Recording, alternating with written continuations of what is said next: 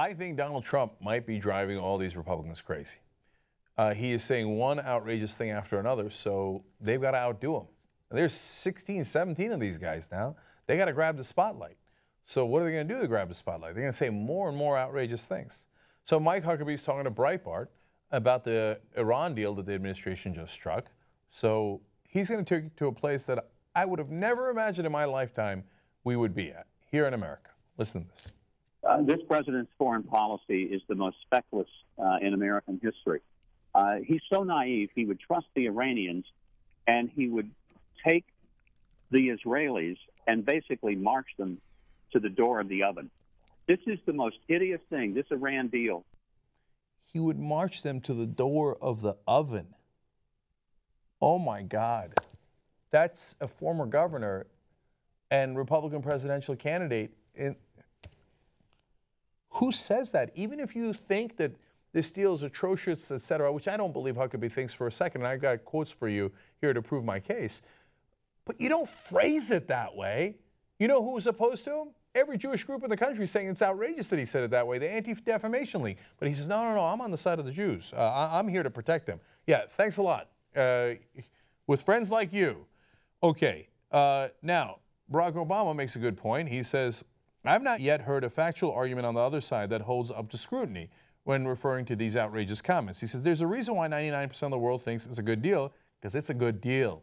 Okay, no, Huckabee disagrees. He said further in that Breitbart interview, this is the most idiotic thing, this Iran deal. It should be rejected by both Democrats and Republicans in Congress and by the American people. I read the whole deal. We gave away the whole store. It's got to be stopped.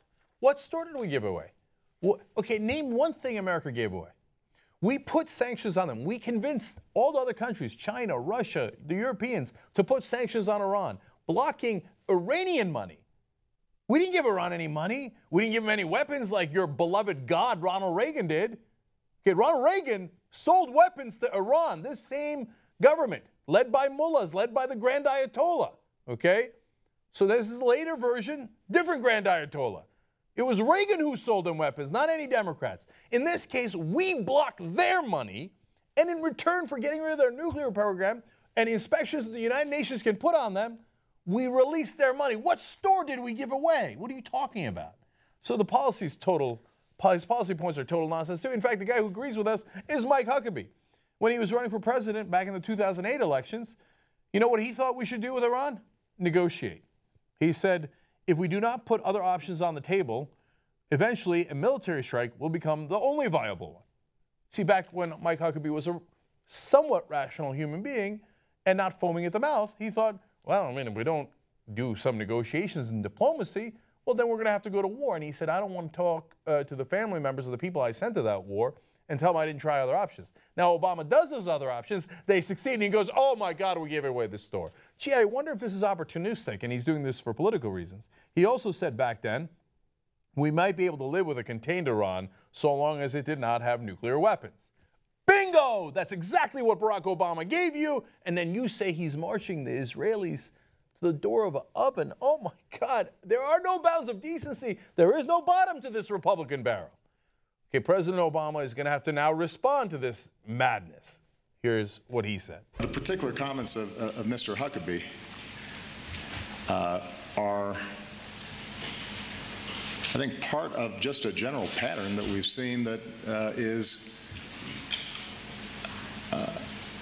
would be considered ridiculous if it weren't so sad. I mean, we've had a sitting senator called John Kerry Pontius Pilate. We've had a sitting senator who also happens to be running for president suggest that I'm the leading state sponsor of terrorism. These are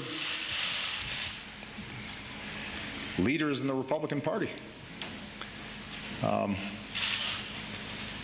And part of what historically has made America great is, particularly when it comes to foreign policy, there's been a recognition that these issues are too serious, that issues of war and peace are of such grave concern and consequence that We don't play fast and loose that way. Yeah, no, those days are long gone. They definitely play fast and loose.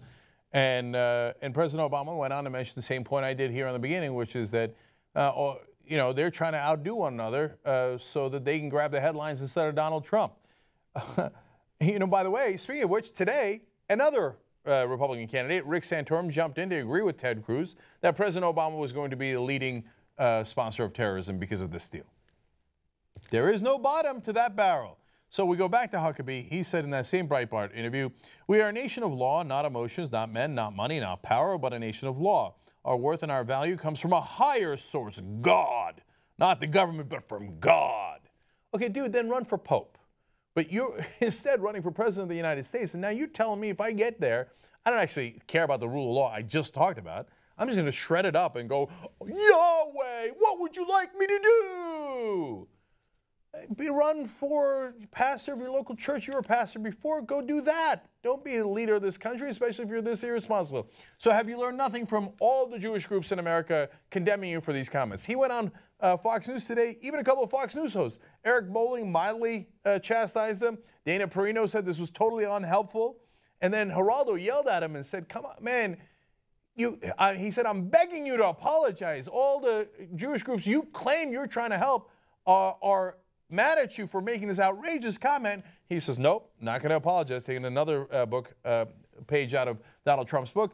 And, of course, what did he do? He doubled down. So these are his latest comments now. Huckabee says, I will stand with our ally Israel to prevent terrorists in Tehran from achieving their own stated goal of another Holocaust. Okay, but dude, this way they don't get the nuclear weapons. They don't get the nuclear weapons. What do you want? You want no deal. You want a war where Israelis can actually get hurt, and that way we can't stop Iran's nuclear weapons program. But yet, you just love the Holocaust analogies. No care about the sensitivity of that community. You're just going to spout off at the mouth anyway. Look at me, I'm running for president. I'm crazier than Donald Trump. You know what he did? He took his comment and he put it as part of now, like, basically emblazoned it, emboldened by his actions, put it on a campaign, made a campaign bumper sticker out of it, basically. Look at this. This is on his website now. He took his own quote and put his logo on it, put the flags on it, and it says, the Iran nuclear deal is marching the Israelis to the door of the oven, and he capitalized the oven, and he's got everything's in caps, and it's in bold, and it's larger. Yeah, let's talk about how the Jews were put to the oven. Are you fucking crazy? I couldn't have imagined in my lifetime we would be talking about ovens in regards to the Holocaust with people running for president. And here they are. I don't care. Did that score points for me politically? Who cares about sensitivities? Sensitivities to the Holocaust, it's just a cheap campaign slogan for me, a cheap way of getting attention for my own political purposes. I'm here to help Israel. Yeah, with friends like you. No, thank you.